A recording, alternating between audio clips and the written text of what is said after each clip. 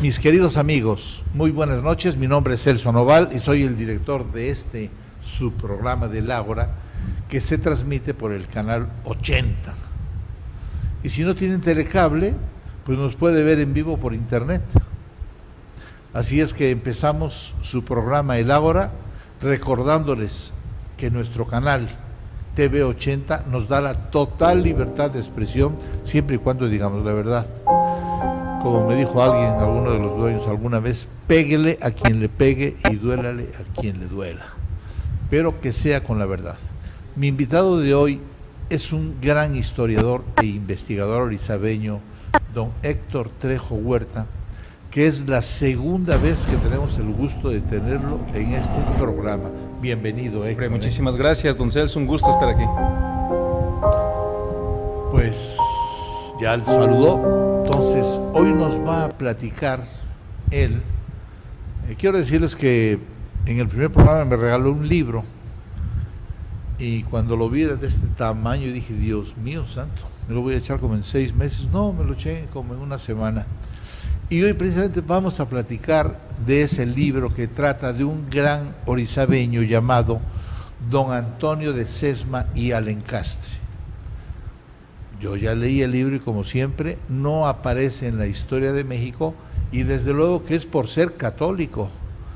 Así es que más adelante veremos sus obras platicadas e investigadas por don Héctor Trejo. También quiero decirles que en nuestro programa del Ágora y del canal 80 lamentamos mucho el fallecimiento de nuestro compañero Federico Cabal Contreras. Él estaba en Córdoba, a mí me tocaba trabajar con él. Nació en el 92 y murió en el 2018, o sea, es muy joven. Y siempre demostró su profesionalismo y ser un gran compañero. Yo le llegué a tomar mucho cariño. Y a su familia, pues, que llega la pronta resignación y sus amigos también. Y hasta siempre, mi querido compañero. Así es que, mis queridos amigos, regresamos a nuestro programa El Ágora y empezamos las preguntas con Héctor. Héctor, preguntarte como pregunta número 1, ¿qué circunstancias te llevaron a estudiar un personaje sobre el que se conocía tan poco? Yo jamás había oído hablar de él.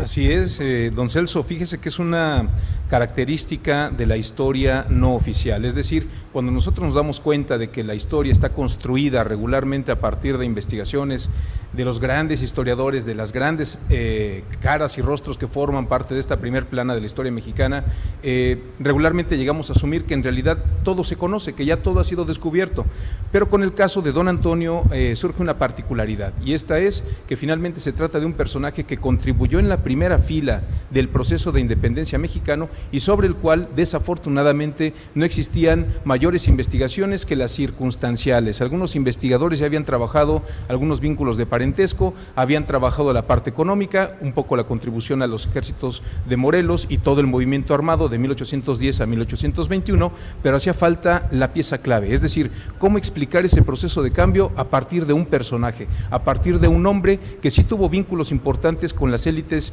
novohispanas en el antiguo régimen, siglo XVIII, pero que también se transforma vertiginosamente hasta llegar a un decidido insurgente.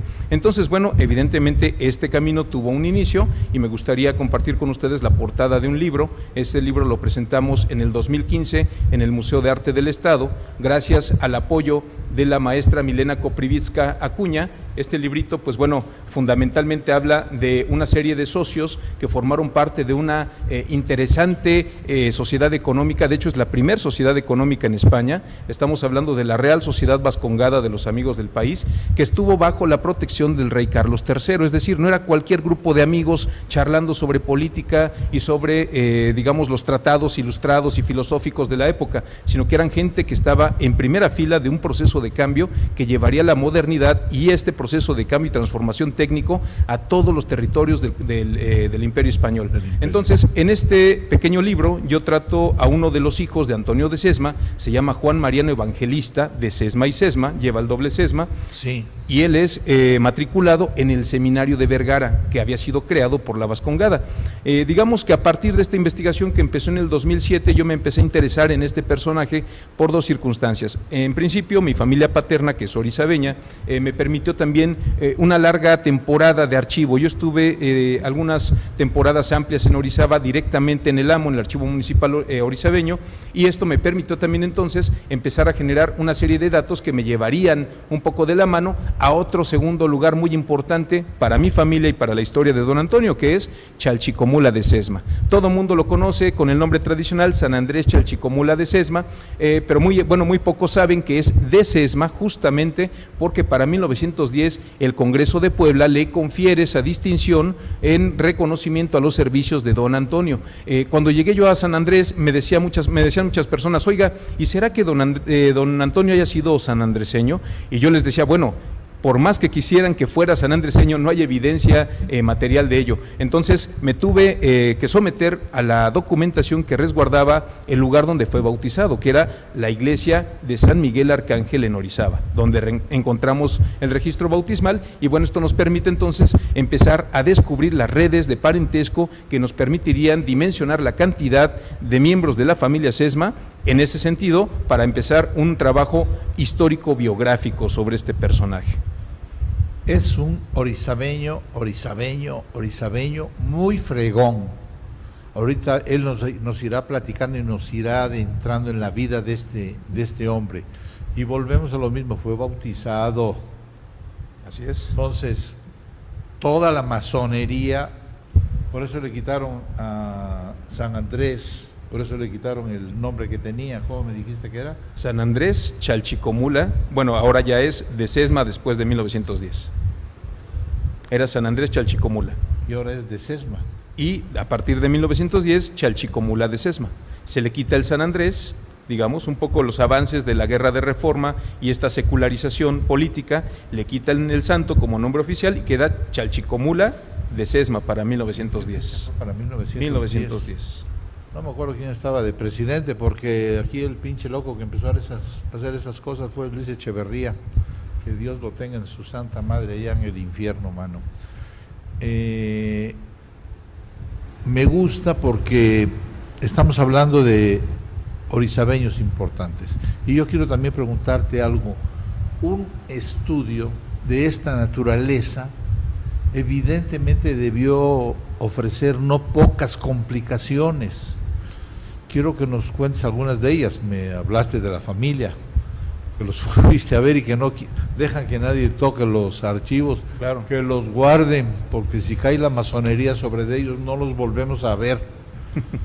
Entonces, sin duda, tiene usted toda la razón, y de hecho es muy interesante y es importante destacar que este cúmulo de documentos que fueron la base para la generación de este libro, finalmente lograron subsistir y llegar a nuestro tiempo gracias a que la familia Sesma se mantuvo decidida a preservarlos. Y esto no me refiero nada más en términos físicos, no solamente tienen el espacio adecuado con condiciones climáticas apropiadas, sino que también restringieron el acceso a personas que tenían curiosidad legítima histórica, pero que no tenían un propósito de investigación claro. Y esto significa que durante 200 años la documentación de la familia Sesma, básicamente constituida por don Antonio de Sesma, y sus hijos, empezaron a generar un archivo que sin querer quizá se convierte en un repositorio que puede ayudarnos a reinterpretar y a darnos una nueva luz y una nueva visión sobre procesos importantes, no solamente de la independencia, sino de esto que ocurre a lo largo del siglo XIX y siglo XX. Es un archivo vivo, sigue creciendo, los Sesma siguen metiendo sus documentos importantes ahí, y esto nos va a significar en no muy poco tiempo en un archivo fundamental para entender la historia de México, que, bueno, tendrá que mover algunos hilos y hacer tambalear algunos mitos que tenemos ya arraigados. Entonces, si me permiten ofrecerles también algunas imágenes, hay una imagen muy bonita, es una casa que se llama la Casa Magnolia, que es el actual edificio que resguarda el archivo municipal. Bueno, aquí tenemos al AMO, al Archivo Municipal de Orizaba, donde pasamos pues algunas temporadas haciendo revisión exhaustiva, gracias al apoyo, también hay que decirlo, del ingeniero Dante Hernández, un ingeniero que, sin ser historiador, se dedicó a rescatar la historia de la ciudad y ha tenido pues importantes aportes para el conocimiento sobre el devenir de nuestra querida Orizaba. Entonces, una foto más que tenemos por acá sería la Casa Magnolia. Es una casa que actualmente, bueno, pues no solamente está frente a la que antes era la Casa de los Esma, en la parte posterior de la iglesia de San Andrés Chalchicomula, sino que también resguarda ahora la documentación que ha servido en gran parte para reconstruir este estudio histórico-biográfico. Esta casa fundamentalmente resguarda una enorme cantidad de cajas. Adavi se ha encargado de sistematizarlas y rescatarlas. Adavi es una asociación civil que se dedica justamente a esto, a ayudarle a los municipios, a los particulares y a las iglesias a rescatar sus archivos eclesiásticos para mantenerlos de manera apropiada. ¿Cómo se llama? Entonces, la casa? es la Casa Magnolia. De hecho, Magnolia nosotros roja. podemos imaginarlo. Nosotros tenemos del lado izquierdo la Casa de los Esma, es la que tiene el doble balcón y enfrente tiene un pequeño árbol. Bueno, si pasamos la vista del lado derecho donde está caminando una persona sobre la acera, ese es el frente de la Casa Magnolia. Está prácticamente enfrente. Así es. Entonces, lo que nosotros podemos, pues digamos, señalar de manera muy puntual es que también los amigos de San Andrés Chalchicomula han tenido a bien preservar su documentación de manera pues apropiada gracias a Adavi. Bueno, si no, más adelante la podemos ir viendo. Una siguiente imagen, y que esto refiere directamente al proceso de investigación documental. Es interesante, pero uno de los libros que me fueron de gran importancia para este estudio es justamente el que escribiera Carlos María de Bustamante, quien había sido brigadier en el proceso de independencia, gran cronista del proceso insurgente, y que afortunadamente en sus cartas de relación, digamos, en este cuadro histórico de la revolución, nos permite también una mirada de primera intención. Este es el historiador. Así es Carlos María de Bustamante, que también, por supuesto, se considera el gran historiador que se encarga de documentar este proceso armado. Justamente, y ya retomaremos algunas notas sobre don Carlos María de Bustamante, él da fe precisa y de manera muy puntual acerca de los servicios de don Antonio. Entonces, ¿qué pasa con las fuentes? Las fuentes son del siglo XIX.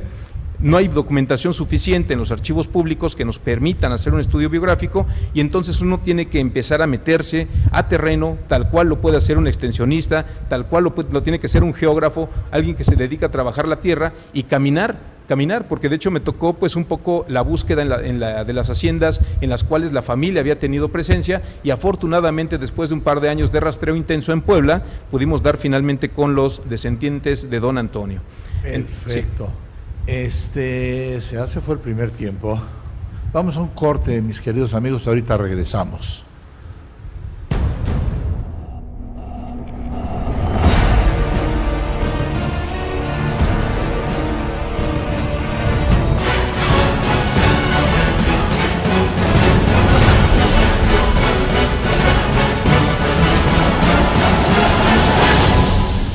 Mis queridos amigos, en la segunda parte, historia de Orizaba, historia de un orizabeño. Bueno, yo soy medio jarocho, una chingonería de gente, y para eso está un historiador, para platicarnos de este hombre. Pues te quiero preguntar, ¿cómo fue tu primer encuentro con los descendientes de Antonio de Sesma? ¿Cómo le hiciste para que te permitieran consultar el archivo? Sí, realmente fue una labor de convencimiento que me llevó algunos meses. Si finalmente tardé un par de años con dar con su paradero, con encontrarlos físicamente, el que llegue una persona a tu casa, toque la puerta y te diga que es historiador y que se quiere meter a lo más íntimo de tu hogar para consultar tu documentación personal, evidentemente lo primero que recibes es un no rotundo. Por muchos factores, porque no te conocen, porque no saben a qué te dedicas, porque tú llegas y les cuentas una historia que nadie conoce.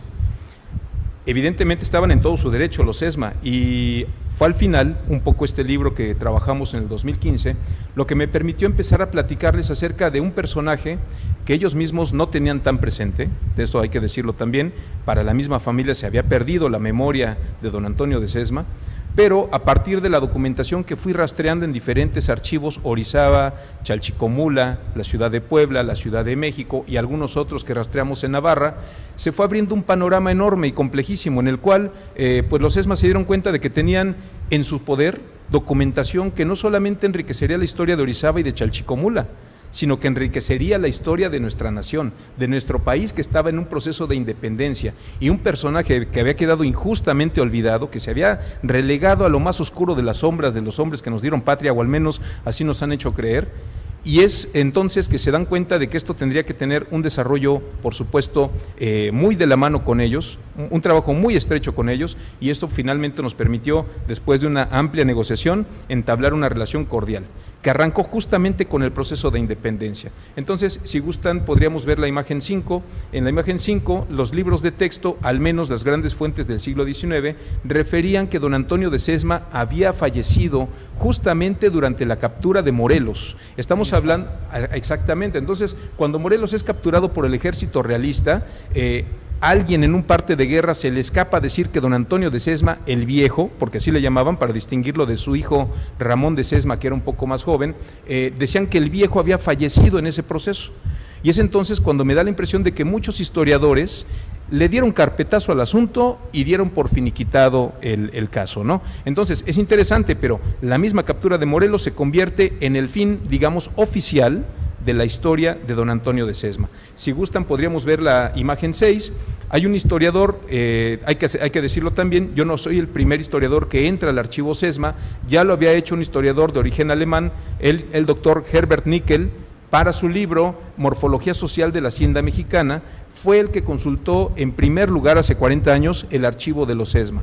Entonces, ¿qué me toca a mí? Me toca revisar lo que el doctor Nickel había sistematizado o había intentado sistematizar, pero que al doctor también se le había escapado esta gran joya de la corona que era don Antonio de Sesma. No lo había él dimensionado, quizá no era su interés en ese momento, pero bueno, después de 40 años llega un historiador mexicano, el primer mexicano, hay que decirlo, y bueno, pues esto permite encontrar un archivo pues prácticamente intacto, amarrado con mecate, metido en cajas de huevo, en lo más oscuro de las salas o de los salones que tienen los ESMA, y esto permite pues tener un hallazgo, realmente un verdadero hallazgo documental, documentación pues prácticamente inédita que nadie había revisado antes. Entonces, bueno, si se dan cuenta, esta historia empieza a tomar un poco más de consistencia. Si vamos a la imagen 7, yo conocía, antes de conocer a los ESMA, tenía yo conocimiento de la relación de méritos y servicios de don Antonio de Sesma y Alencastre, es la imagen 7. Entonces, esta relación existía ya en algunas copias, en algunos archivos mexicanos, digitalizada, ya hay algunas copias que han circulado, pero pues bueno, a pesar de esto, creo que lo importante es que los historiadores de, al menos de los últimos 200 años, no se dieron cuenta de que este personaje no solamente fue intendente del ejército insurgente, sino que, como usted bien dice, un profundo devoto de San Antonio de Padua, es decir, y ahorita más adelante lo vamos a mencionar porque, que también contribuye y se transforma de manera vertiginosa. Esta relación de méritos también la tienen los ESMA, ya comparamos un poco notas cuando entramos en contacto, yo les decía que existía esta, ellos me decían, bueno, efectivamente, nosotros tenemos 6 de esas, ¿no? Tienen 6 ejemplares de la relación de méritos y servicios, y de hecho, pues bueno, sería genial, y esto tendríamos que platicarlo con la familia ESMA, que pudieran, pues quizá hacer alguna donación para el Archivo Municipal de Orizaba. Naturalmente sería genial que aquí tuvieran una relación original de los méritos de don Antonio de Sesma. Ya lo platicaremos con el alcalde don Igor Rojí para ver si le podemos dar luz verde a este asunto. Entonces, bueno, creo que en grandes rasgos este es el panorama. Así es como entré en contacto con ellos. Perfecto. Él luchó y peleó siempre. Cuando leí tu libro, que me lo dieron, léelo porque queremos que venga el historiador y me dan el libro y digo, ay, en la torre está muy grande. Empecé a leerlo y me lo eché rapidito, no me costó mucho trabajo. No, también te quería preguntar, hay algunas instituciones como el INERM, ¿qué quiere decir el INERM? Sería el Instituto Nacional de Estudios Históricos de la Revolución Mexicana. Y el Instituto Nacional de Antropología e Historia. Así es. ¿Se han interesado en tu investigación? Bueno, fíjese, esa es una muy buena pregunta. Fue en el año 2014, si mal no recuerdo, que tuvimos la oportunidad de entrar en contacto con un historiador del INERM, ¿no?, que nos hizo favor de consultar la investigación previa, la del libro del 2015, y que lo incluyó justamente a una cita a pie de página, y me da mucho gusto, y quizá peco de soberbio, pero es importante, que se incluyera por primera vez información inédita de esta investigación en el libro llamado Reflexiones sobre el Decreto Constitucional para la Libertad de la América Mexicana, que coordina el doctor Héctor Fixamudio, del INERM. Entonces, bueno, digamos que fue el primer paso, ¿no? Ya tenemos una referencia directa a esta obra, ya aparece en un trabajo serio, riguroso, que crea el INERM como la gran institución que se encarga de resguardar la historia de estos procesos. Así es la foto número 8, si ustedes gustan colocarla. Entonces, justamente en vísperas del centenario, que estábamos a punto de cumplir, estaban ya las celebraciones para el centenario de la Revolución Mexicana, en el 2017 sale publicado este trabajo y bueno, pues se convierte, digamos, en un primer paso. Pero bueno, el primer paso tiene que ser, pues, digamos, seguido por una serie de reflexiones y de trabajos que no se pueden quedar en un libro. Estaríamos equivocados si dijéramos que la historia de un orizabeño tan destacado como don Antonio tiene que quedarse en un libro. No, señores, creo que las bibliotecas son bonitas para consultarlas, pero también hay que hacer que el conocimiento salga de la biblioteca, que se enfrente con el ciudadano, que salga a la calle y que dialogues con él. Creo que eso es muy importante. Entonces, finalmente creo que este proceso de redescubrimiento de un orizabeño destacado, pues ha dado sus primeros pasos, pero no serán los últimos. El proceso tendrá que continuar. Entonces, bueno, creo que esa es la parte. El INAH, pues no ha tenido mucho interés en esta parte y no los culpo. Quizá también han tenido, pues, demasiado trabajo como para hacerse cargo de un personaje del cual no existían mayores referencias, ¿no? Pero al menos el INERM, que es la institución especializada en estos procesos, sí lo ha tomado en cuenta. Perfecto. Más adelante tienes una foto, ¿verdad?, de Juan Manuel Díez inaugurando Así algo es. así. Así es. Lo platicamos. Sí. ¿Qué importancia tiene para los orizabeños y los mexicanos en general conocer la vida de este personaje? Bien. Creo que la importancia es enorme. Estaríamos redundando si hacemos una serie de señalamientos históricos precisos, pero creo que vale la pena tomarnos un tiempo y así muy rápidamente, a vuelo de pájaro, con la intención de abrirles un poco el apetito, que ustedes adquieran este libro, que lo lean. Nada más haremos algunos señalamientos muy prontos. De hecho, documentación de la familia Sesma nos ha ayudado a saber que don Antonio de Sesma contribuyó con 12,000 pesos. Sí, de aquella época. Claro, de aquella época tenían un valor realmente exorbitante comparado con lo que hoy pueden valer. Contribuyó con 12,000 pesos para que, nada más y nada menos, para que Morelos pudiera romper el sitio de Cuautla. Esta información no aparece en ningún otro libro. La documentación existe en el archivo Sesma. Ahí tenemos la imagen, es el sitio de Cuautla. Y bueno, a veces uno piensa, pues sí, evidentemente en los insurgentes de primera plana. Pero ¿qué ocurre con todos aquellos que contribuyen y que no están redactados? Pasan al olvido. Don Antonio contribuye económicamente desde el sitio de Cuautla, en un momento importante, porque él, para la época, don Antonio de Sesma, disfrutaba una jubilación que le había concedido la corona española como contador de las cajas de Puebla. ¿Qué significa? Que hacía labores, digamos, de insurgencia bajo el disfraz de realista.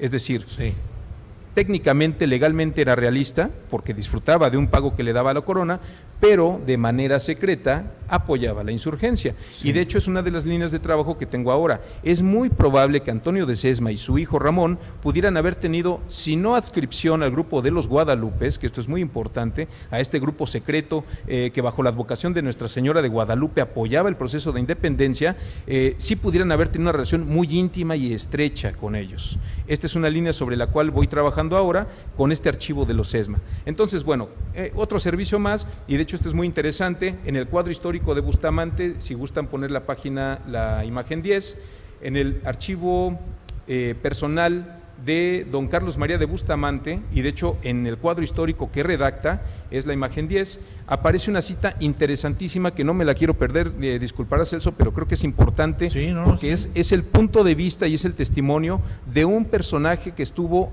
luchando codo a codo, brazo a brazo con los insurgentes de la talla de Morelos. Y dice así don Carlos María de Bustamante, lo cito textual: Morelos comenzó en Tehuacán a crear varios empleos desconocidos en su tropa, como el intendente del ejército que confirió a don Antonio de Sesma, anciano benemérito que lo condujo a la expedición de Orizaba, hombre honradísimo, de una actividad prodigiosa, de un carácter popular y seguramente el más propio para el desempeño de este destino, como lo acreditó la experiencia. Como refiere Bustamante, en aquel momento no era posible hacer acopio de víveres para la expedición, por la premura del tiempo y porque esta medida daba un carácter de publicidad. Sin embargo, Sesma de su propio bolsillo hizo algunos acopios de víveres con el que el ejército pudo emprender su marcha. Finalmente, Bustamante concluye que las fuerzas insurgentes habrían perecido si este buen intendente no hubiera portádose con esta bizarría digna de su desinterés y de los nobles sentimientos de su corazón. Ojo, porque este testimonio es de un personaje que está luchando con los insurgentes a sangre y fuego. No es un testimonio del siglo XX, no es del XIX, necesariamente es de inicios del XIX, pero es un testimonio de primera. Entonces, datos como estos son los que nos permiten también tener un panorama mucho más amplio.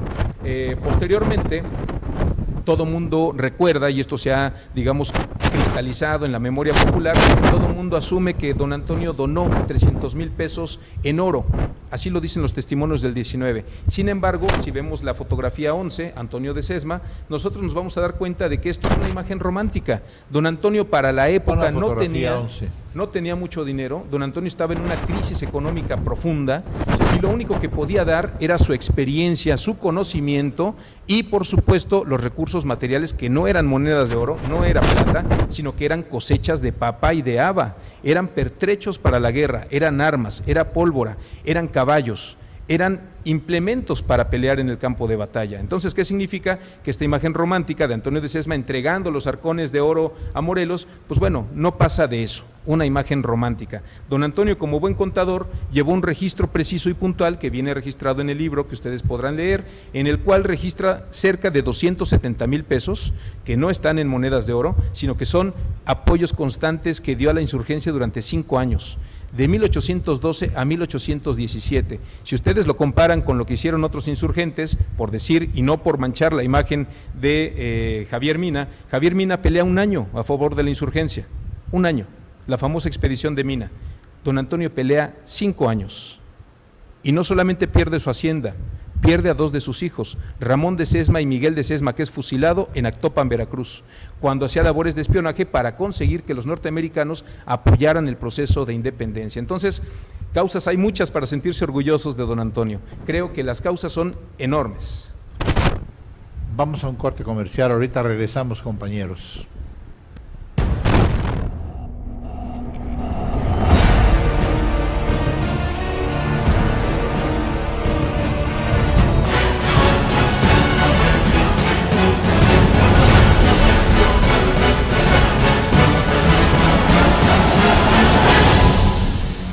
Queridos amigos, vamos a la tercera parte y te quiero preguntar, ¿qué se ha logrado con tu investigación? Tienes fotos que pasar, ¿verdad? Así es. Bueno, un poco para agotar el punto anterior.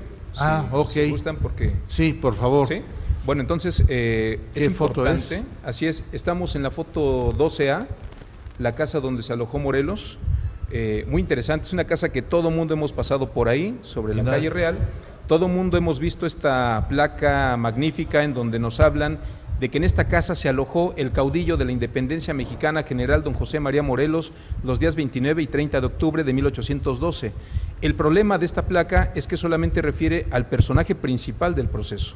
¿Qué significa? Que todos los demás insurgentes que formaron parte de esta afrenta, de esta conquista, de esta toma de la perla de la corona, como muchos le llaman a Orizaba, pues finalmente también pasaron desapercibidos. Ahora, en muchos libros de texto, incluida la investigación valiosísima que realizara el ingeniero Dante Hernández, no se refiere más que de manera muy somera y circunstancial a don Antonio de Sesma y a Ramón. ¿Por qué ocurre de esta manera? Porque don Antonio de Sesma, para 1812, está esperando las licencias eclesiásticas necesarias para consagrar su principal obra y que sigue estando de pie y que sigue ofreciendo misas, que es la capilla de San Antonio de Padua. ¿Qué ocurre? ¿Por qué no forma? Aquí en Orizaba, por favor, estamos hablando de la iglesia de San Antonio de aquí de Orizaba. Así es, y más adelante veremos alguna imagen. Pero bueno, él no forma parte de ese contingente, no llega tirando balas, no forma parte de ese grupo armado que llega a tomar la ciudad, porque eso hubiera significado que las autoridades eclesiásticas le hubieran negado toda licencia que él solicitara e incluso le hubieran incautado sus bienes, incluida la capilla. Entonces, como lo primero para don Antonio, como buen hombre de religiosidad, era cuidar esa obra que había construido por designio de su madre, Antonia María del Encastre, y su padre, Miguel de Sesma y Escudero, la prioridad era mantenerse anónimo para no entorpecer la apertura de la capilla de San Antonio. Un hombre de profunda religiosidad que le cuesta no estar presente en este momento, que le cuesta no figurar entre esos insurgentes que toman Orizaba, y por supuesto esto tiene un costo histórico significativamente enorme, ¿no? Entonces, bueno, si gustan podríamos pasar a la imagen 13, rápidamente, ya me voy lo más rápido que se pueda. Don Antonio de Sesma también forma parte pues de un proceso político que nos llevaría directamente a la primer constitución de nuestro país, es decir, la Constitución de Apatzingán, y aquí les leo rápidamente la nota que escribe el secretario Yarza. Dice Yarza textualmente: los excelentísimos señores licenciado don Ignacio López Rayón, licenciado don Manuel Sabino Crespo, licenciado don Andrés Quintana, licenciado don Carlos María de Bustamante y don Antonio de Sesma, aunque contribuyeron con sus luces a la formación de este decreto, no pudieron firmarlo por estar ausentes al tiempo de la sanción. Enfermos unos y otros empleados en diferentes asuntos del servicio de la patria, y firma Yarza, decreto constitucional para la libertad de la América Mexicana, sancionado en Apatzingán 22 de octubre de 1814. Nos está diciendo que don Antonio no firma porque él está en el frente de batalla, está cuidando a los constituyentes. Él está ofreciendo su vida para que los realistas no logren capturarlos y ponerle fin a este proceso de independencia. Muy rápidamente, también quiero platicarles, este es un servicio más que da Antonio de Sesma, y bueno, que finalmente tendríamos que explicarnos a partir de las abdicaciones de Bayona y del proceso inquisitorial, que quizá para otra ocasión, si tenemos quizá un poco más de tiempo, podríamos abundarlos con mayor detalle. Entonces, bueno, creo que los méritos que tiene don Antonio de Sesma son muchos, creo que tiene enormes servicios a la patria que por supuesto no fueron reconocidos, y aquí la pregunta sería para el gobierno federal y estatal: ¿en qué momento consideran ellos viable hacer un reconocimiento a los méritos del intendente general del ejército insurgente? Es una pregunta que queda un poco en el aire. Sí, pero tenemos que empezar por apretar primero nosotros los orizabeños, rindiéndole los honores y haciendo lo que tenemos que hacer por él, porque si no, pues yo como siempre estoy metido en política y me caen tan mal los pinches políticos que tenemos, no hacen nada, son una bola de traidores todos y no se fijan en la gente fregona que hemos tenido y que ha hecho este país. Todo siempre quieren todo lo malo. ¿Quieres alguna foto más que te pongan? No, iremos a la siguiente pregunta. Ah, perfecto. Sí. Pues bueno, yo ya leí tu libro. ¿Qué sigue después de este libro? Bien, quizá tendríamos que remitir un poco a lo que me preguntaba usted hace rato sobre qué se ha logrado. Es importante también reconocerlo. Si pudieran ponernos la foto 18, para el 2014 tuvimos la fortuna de contar con apoyo del presidente municipal de Chalchicomula de Sesma, el licenciado Juan Navarro Rodríguez, que tuvo a bien apoyar, pues digamos, el primer homenaje que se le ha hecho a don Antonio de Sesma en tierra poblana. Es curioso, pero primero ocurrió en Puebla y después ocurrió en Orizaba, en la cual vemos una placa que fue diseñada en conjunto por la familia Sesma, un poco con asesoría de otras personas, y tenemos los 4 escudos de las ciudades importantes: Chalchicomula, tenemos el escudo de los Sesma, Corella y Tudela, porque resulta que Antonio de Sesma vivió y trabajó durante 30 años en suelo navarro, antes de venir a México, probar fortuna y caer en desgracia y posteriormente unirse a la insurgencia. Fue un gran administrador, funcionario del Cabildo en Corella y en Tudela, en el Reino de Navarra, bueno, el entonces Reino de Navarra. Entonces, bueno, después de esta placa, ya un poco a futuro, el año pasado lograron también nombrar el Honorable Congreso de Puebla tuvo a bien nombrar a Chalchicomula de Sesma como heroica Chalchicomula de Sesma. Y ahí pues también me siento realmente halagado porque retoman esta investigación para darle sustento a la petición que se eleva al Congreso poblano. Entonces, en la foto 19 nosotros podemos ver pues el festival. Realmente fue una verbena en la cual pues los sanandreseños celebraron este nombramiento. La fotografía 19, 457 aniversario de la fundación de Chalchicomula de Sesma, y bueno, pues donde finalmente también presentamos el libro y tuvimos pues alguna participación. Posteriormente, y esto ya tendríamos que entrar directamente al lado orizabeño, aquí tenemos la fotografía. Del lado orizabeño, pues digamos que ha llegado un poquito desfasado, pero coincidió también con la publicación del libro, porque recordemos que el alcalde Juan Manuel Díez Francos apoyó decididamente como coeditor la impresión, la edición de esta obra, y nosotros podemos ver en la fotografía 19B, que es Placa Orizaba, en la cual pues bueno, se devela en un lugar importantísimo. Es la foto 19B, Placa Orizaba. 19B. Se coloca en un lugar importantísimo para la historia de don Antonio, es decir, en la fachada principal del Museo Religioso de San Antonio de Padua, que había sido construido desde el siglo XVIII, unas pequeñas casas sobrepuestas, pero que habían sido proyectadas y construidas directamente por los descendientes de la marquesa de Sierra Nevada. Es decir, oye, falta la placa, la foto 19B. 19B, si son tan amables. Es importante. Debe estar por ahí adelantito. Y así se llama, Placa Orizaba, en la cual tenemos la presencia… No, después de esa, la 19B. La presencia del alcalde, y también del lado izquierdo, bueno, ahorita sí la podemos ver más adelante, tenemos también la visita de Juan Navarro Rodríguez, que es el alcalde, aún alcalde, de Chalchicomula, de la hoy heroica Chalchicomula de Sesma, el doctor José Luis González Martínez, mi director de tesis, un gran amigo también de muchos años, de origen navarro, y bueno, don Hilario, que también es un excelente alpinista, hace caminatas al cerro. Ahí está esta develación. Entonces, de esta placa. Esta es muy importante porque es el primer acto oficial que realiza el Ayuntamiento de Orizaba para reconocer los servicios y la obra de don Antonio de Sesma, y que fue colocada justamente en un conjunto arquitectónico compuesto por la capilla. Si podemos ver la siguiente imagen, nos podríamos ir a la fotografía 20, ahora sí, el cuartel militar Miguel Hidalgo, que nosotros, exactamente, ahí es donde don Antonio de Sesma nació, un 21 de abril de 1754, es decir, estamos a punto de celebrar un aniversario más de su natalicio. Esta era su casa. Exactamente, la casa principal del marquesado de Sierra Nevada. Esto es muy interesante, él no llegó a detentar el marquesado por cuestiones financieras, no tenía dinero para pagar los impuestos que esto requería, pero sí vende la casa al gobierno novohispano para abrir un hospital militar.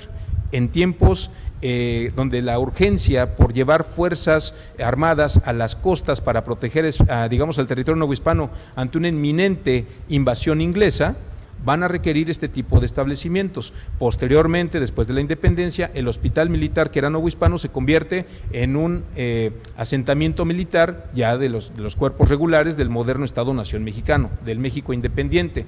Y la siguiente imagen es una vista muy bonita, que ya tiene algunos años, de la capilla de San Antonio de Padua, y en el fondo, del lado derecho, vemos la portada del mismo edificio, de la casa del marquesado de Sierra Nevada. Afortunadamente, el Ayuntamiento de Orizaba, y esto también por supuesto tiene que ver con la amplia labor que ha realizado don Igor Rojí, han rescatado este espacio y lo han convertido en una plazuela magnífica, en la cual por supuesto lo mínimo que uno puede hacer es rendirle homenaje a un orizabeño destacado. Entonces, bueno, la siguiente imagen, el Museo Religioso, también por supuesto dedicado a San Antonio de Padua, y esto es un dato interesante, pero resulta que don Antonio tiene ese nombre porque su madre, María Antonia, era devota de San Antonio de Padua. Ajá. Por eso le coloca el nombre de Antonio a su primogénito. Y de hecho hay una placa en la base del campanario en la cual se refiere que la campana de ese templo se llama Antonia María, que es el nombre de la madre de Antonio. Exacto. Entonces es interesante porque a veces no sabemos de dónde vienen los nombres, provienen justamente de acá. Vamos a ir a un corte comercial, mis queridos amigos, ahorita regresamos.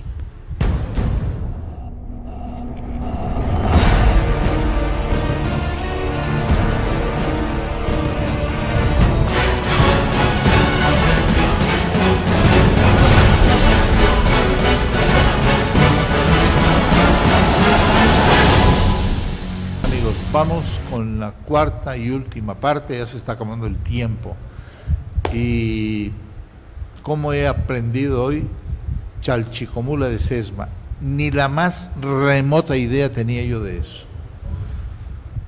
Tenemos una foto, ¿qué número es? Esa. 21. Sí.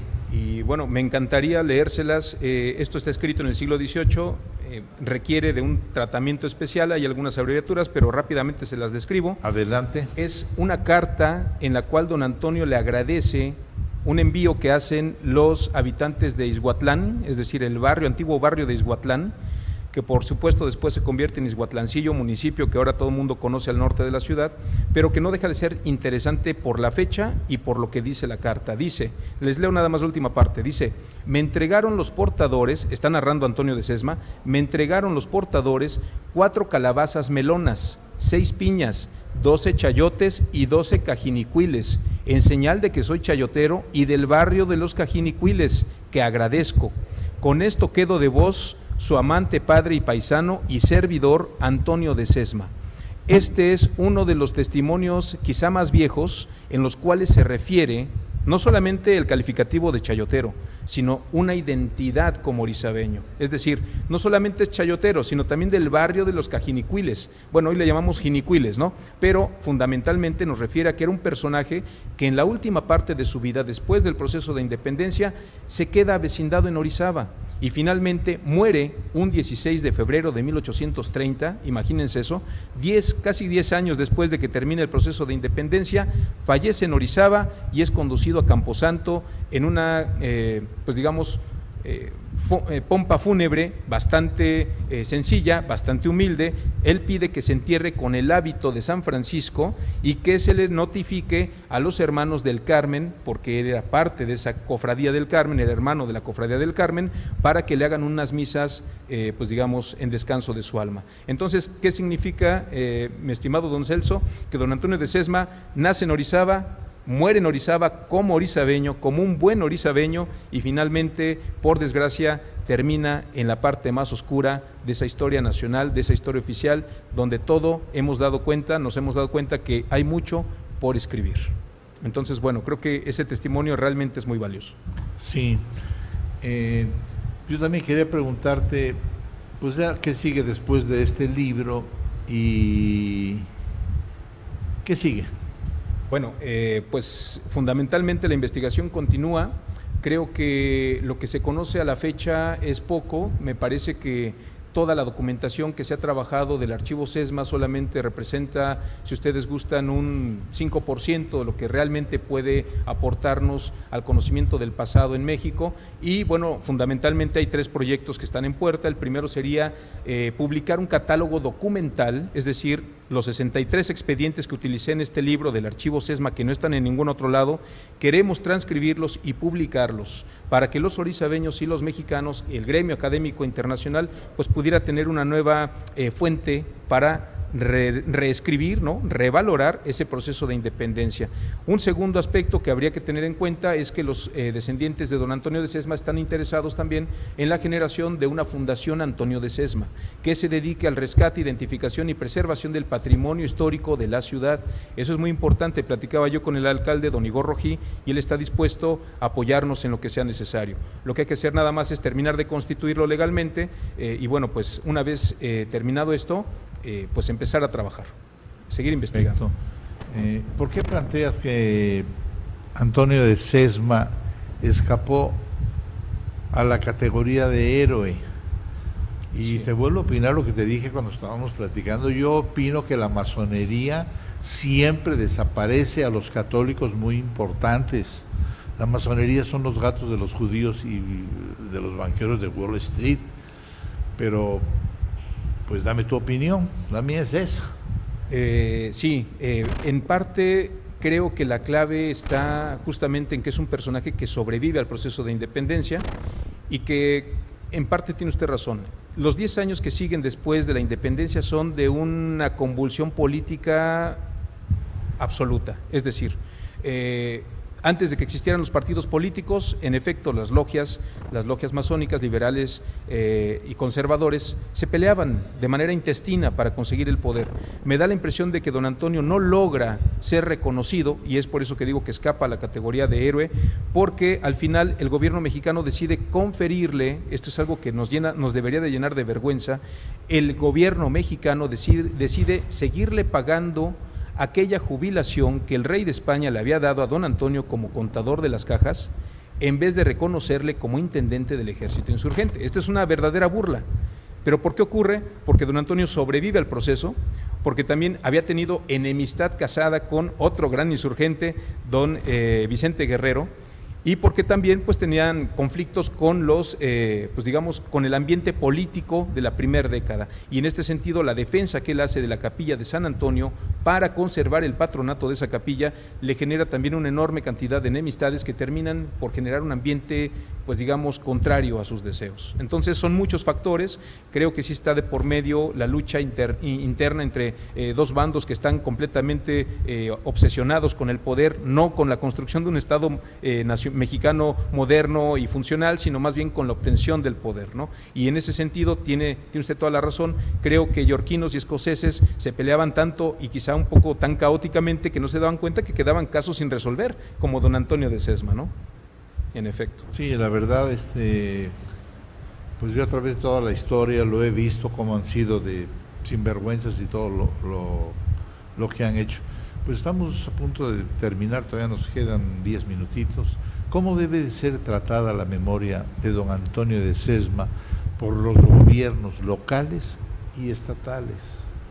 Sin duda creo que es una labor compleja, porque hay que ser no solamente un rescate y difusión de las investigaciones que nos ayudan a conocer este personaje, sino que también tiene que haber una apropiación directa de la población sobre esta historia. Es decir, en muchas ocasiones un historiador se restringe únicamente a elaborar un trabajo, sí, serio, riguroso, bibliográficamente bien sustentado, y se coloca en los estantes o se distribuye entre los gremios de una academia muy determinada, pero pocos nos dedicamos a llevar estas obras al conocimiento público.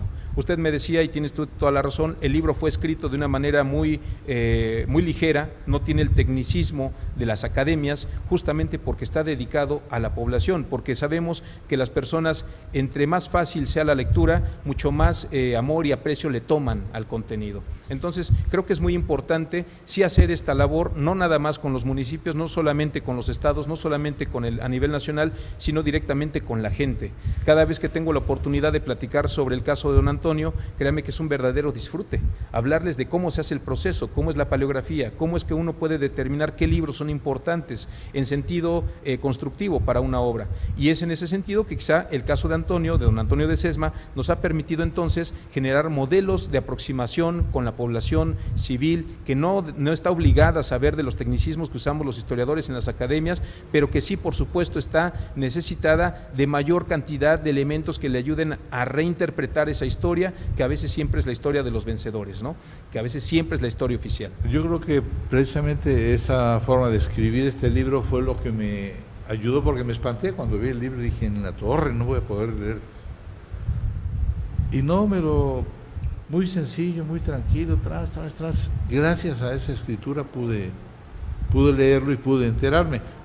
Cuando íbamos a tener la entrevista anterior, que estuvo preciosa, de cuestiones de Orizaba, te dije, vamos a esperarnos para la de don Antonio de Sesma, porque yo estoy muy recién entrado en la vida de este señor, pero qué bueno que ahorita tuvimos la oportunidad de platicar.